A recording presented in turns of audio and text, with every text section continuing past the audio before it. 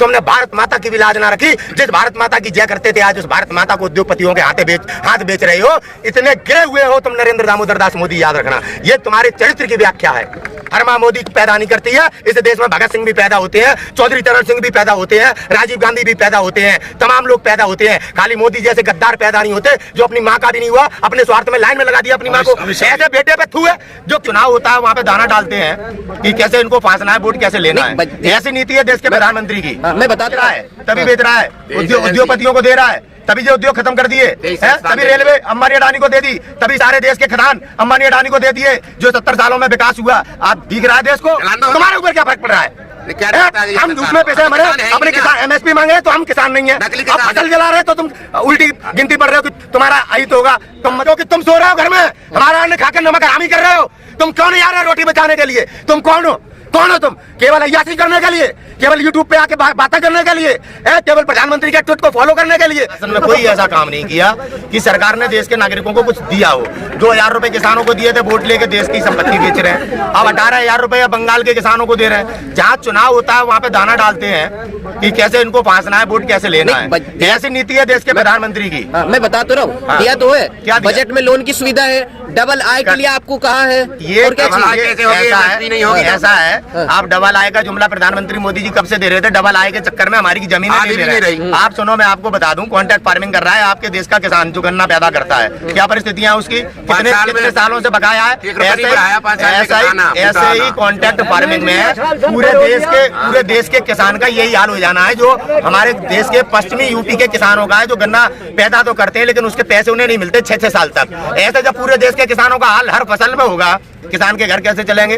किसान के बच्चे कैसे पढ़ेंगे? किसान की बेटियों की कैसे शादियां होंगी? नरेंद्र मोदी जी टॉप क्लास जुमलेबाज हैं। अपने सभी कार्यों को करने के बाद, आज देश बर्बाद करने के बाद जिम्मेदार नेहरू जी को ठहरा दिया उन्होंने। अब नेहरू जी के खिलाफ FIR करानी पड़ेगी। पूरे देश के नागरिकों को अपने सभी थानों में नेहरू को ढूंढना पड़ेगा कि ये कौन सा नेहरू है जो जिम्मेदार है। पेट्रोल बढ़ गई, नेहरू जिम्मेदार है। आपने किसी ने देखा नेहरू जी को जिन्हें हम जानते हैं चाचा नेहरू के नाम से? कहते तो है पिछले 70 सालों में जो बिगाड़ रखा है एकदम धोरी, तभी जो बेच रहा है, तभी बेच रहा है, उद्योगपतियों को दे रहा है, तभी जो उद्योग खत्म कर दिए, तभी रेलवे अंबानी अडानी को दे दी, तभी सारे देश के खदान अंबानी अडानी को दे दिए। जो 70 सालों में विकास हुआ आप दिख रहा है देश को कि क्या कर रहे हैं, कैसे विकास तोड़ा जा रहा है। आप कह रहे हैं बेचा नहीं है, लीज पे दिया गया। लीज पे देना बेचना एक ही बात है, समझने की जरूरत है। लीज पे देना था, लीज पे देना था अपने कार्यालय दे देते।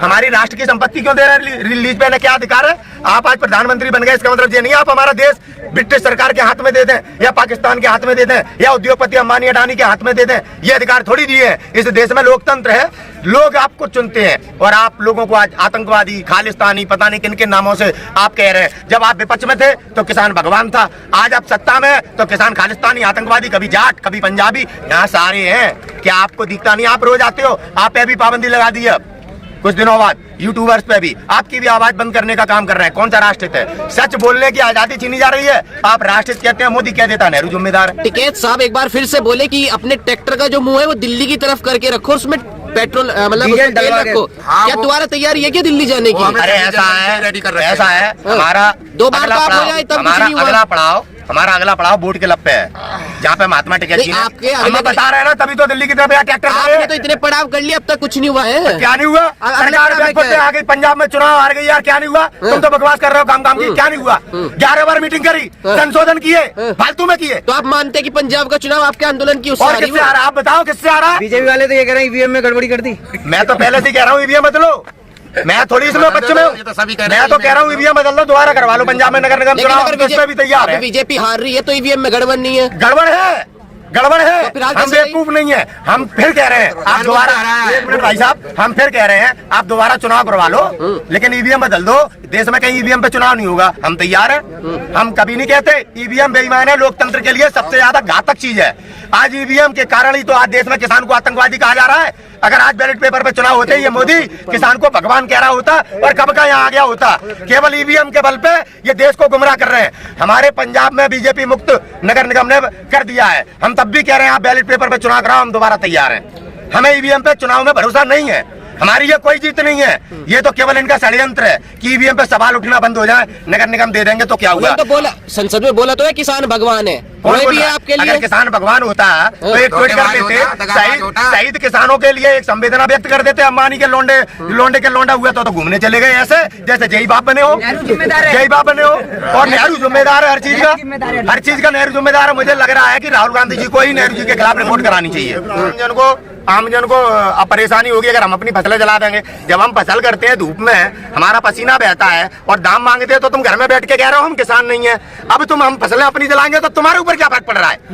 तुम्हारे ऊपर क्या फर्क पड़ रहा है? हम धूप में पैसे मरे, अपने किसान एमएसपी मांग रहे तो हम किसान नहीं है। अब फसल जला रहे तो तुम उल्टी गिनती बढ़ रहे हो कि तुम्हारा अहित होगा। तुम मतलब बड़े स्वार्थी हो, बड़े स्वार्थी हो।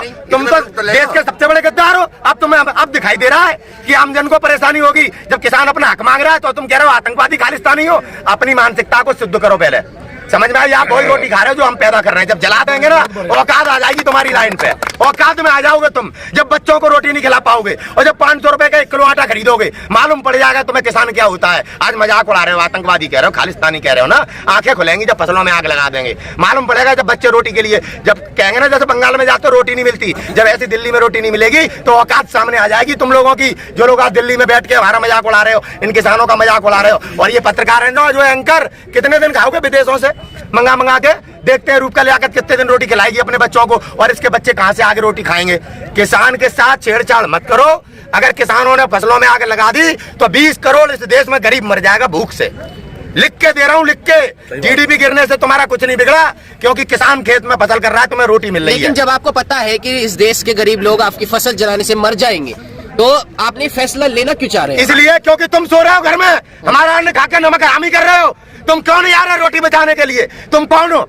कौन हो तुम? केवल अय्याशी करने के लिए, केवल यूट्यूब पे आके बातें करने के लिए, केवल प्रधानमंत्री के ट्वीट को फॉलो करने के लिए। आज रोटी की लड़ाई में तुम घर क्यों बैठे हो? क्यों वहां से कह रहे हो ये आतंकवादी खालिस्तानी है? क्यों नहीं उनको जवाब देते जो किसानों पे आज उल्टी सीधी टिप्पणी कर रहे हैं? आप करो नमक हरामी। जब हम अपनी फसलों में आग लगाएं तो आप हम पे ही उल्टी उंगली उठा रहे हो, हमें किसान नहीं मानते। जब हम फसलों में आग लगा रहे हो तो कह रहे हो हम अत्याचार कर रहे हो। वाह भी वाह, तुम्हारे दोहरे चरित्र के कारण आज भारत इन परिस्थितियों में है। तुम यही नहीं जानते कौन गद्दार है, कौन देशभक्त है, कौन क्या है। जब से प्रधानमंत्री बना देश दोबारा दिखाई नहीं देता। कल से सोशल मीडिया बंद करा देगा, दिख नहीं रहा। सच बोलने वाला देशद्रोही, तुम्हारी खामोशी, तुम्हारी चाटुकर्ता, उसका परिणाम भुगत रहा है पूरा देश। उसका परिणाम भुगत रहा है भारत का एक एक व्यक्ति, उसका परिणाम भुगत रही है देश की बेटियां।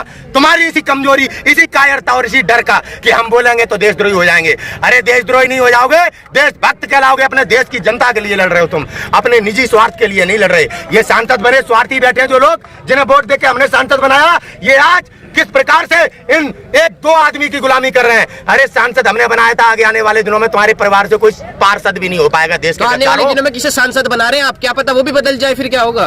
ऐसा है, 5 उंगलियां एक जैसी नहीं होती, बदल सकता है। लेकिन आप इस बात की भविष्यवाणी नहीं कर सकते कि हर माँ ने गद्दार जना है, हर माँ ने देशद्रोही पैदा किया है। हर माँ मोदी पैदा नहीं करती है। इस देश में भगत सिंह भी पैदा होते हैं, चौधरी चरण सिंह भी पैदा होते हैं, राजीव गांधी भी पैदा होते हैं, तमाम लोग पैदा होते हैं। खाली मोदी जैसे गद्दार पैदा नहीं होते जो अपनी माँ का भी नहीं हुआ, अपने स्वार्थ में लाइन में लगा दिया अपनी माँ को। ऐसे बेटे पे थू है जो केवल अपनी नाकामी को छुपाने के लिए अपनी माँ को लाइन में लगा देता है, अपनी इच्छाओं की पूर्ति करने के लिए अपनी पत्नी को छोड़ दिया 7 फेरे लेने के बाद। कौन सा हिंदू है ये? कौन सा हिंदू है? अपने मजे लेने के लिए पत्नी को छोड़े आया है यशोदा बहन को। अरे लेकिन क्या सच्चाई है ये? लेकिन बड़ा दूसरे के चरित्र पे उंगली उठाते हो, कभी अपने भी तो चरित्र झांक के देख लेते। कितने स्वार्थी और निकम्मे हो तुम। भारत की सभ्यता पे धब्बा हो तुम, भारत के इतिहास पे धब्बा हो तुम। तुमने लोगों के साथ धोखा किया, हिंदुत्व के नाम पे, श्री राम के नाम पे वोट लेके आज तुम बेटियों के ऊपर अत्याचार कर रहे हो। तुम आज देश की जनता को कुचल रहे हो, देश के नौजवानों के भविष्य को कुचल दिया। तुमने भारत माता की भी लाज ना रखी। जिस भारत माता की जय करते थे आज उस भारत माता को उद्योगपतियों के हाथ बेच रहे हो। इतने गिरे हुए हो तुम नरेंद्र दामोदर दास मोदी, याद रखना। ये तुम्हारे चरित्र की व्याख्या है। उन्होंने एक मतलब उदाहरण भी तो दिया था कि डेयरी वाला क्या मतलब झूठे के उदाहरण मत देना। यहाँ पे डेयरी भैंस से कानून नहीं बना है। यहाँ जमीन की बात, अगर मोदी ने कहीं कमाया हो, यहाँ जमीन की बात हो रही है, भैंस की बात नहीं हो रही। ऐसा है कॉन्ट्रैक्ट फार्मिंग कहता रहा हूँ, गन्ना किसान कर रहे हैं, क्या लाभ हो गया उन्हें?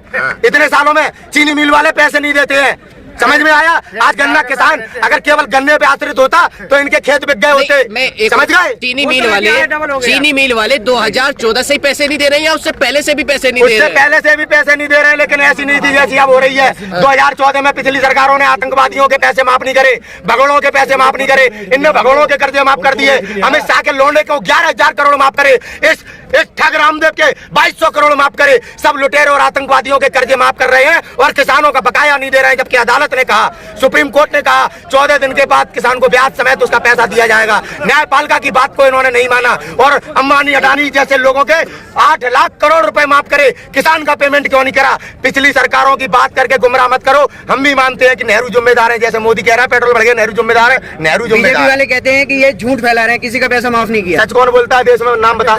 मोदी नहीं सच बोलने वाला कोई भारतीय जनता पार्टी का नेता है? एक आध 303 सांसद में सच्चा कोई भारतीय जनता पार्टी का नेता है? एक उदाहरण दे दो तुम लोग। आप बोलते तो है सच। अरे हमारी जो बात कर रहा भाई, अब हमारी बात आ गई, हम तो सच बोल ही रहे, तभी तो हम पे देशद्रोह के मुकदमे लगते हैं। आज किसान अपनी आवाज के लिए लड़ रहा है, तभी तो उन पर मुकदमे लगाए जा रहे हैं, तभी तो वो खालिस्तानी है। ये दिशा क्यों पकड़ी गई? क्योंकि वो सच बोलती है, टूल किट बना दिया। अरे इतने सारे उसने पोस्टर लगा के रखे थे, उन पर कहानी रची थी, पैसा लिया था, उसने आंदोलन को बढ़ाने का काम किया।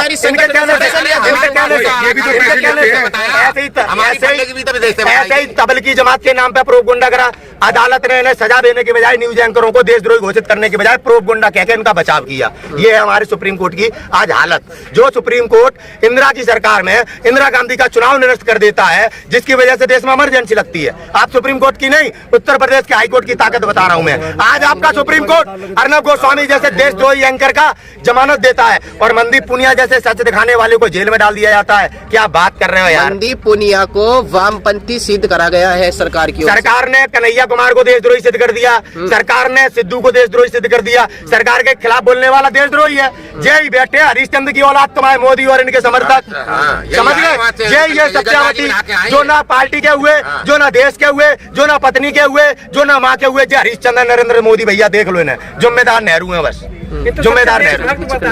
हाँ, ये तो गंगा के पुत्र हैं। शहीद कोई हुआ? कितने शहीद हो गए? शाह के और मोदी के घर में कितने शहीद हो गए? मोदी जी की तुलना मोदी रिश्तेदार कर रहे हैं। ये कहा देश में कितने किसानी कर रहे हैं? आप सुनिए, अंतर्राष्ट्रीय स्तर पे मोदी जी की तुलना जितने व्यक्तियों से अभी तक की गई है, मोम का पुतला भी उनका बाहर बनाया गया, कई अवार्ड भी उन्हें मिल चुके हैं। वो सारे झूठ थोड़ी है भैया।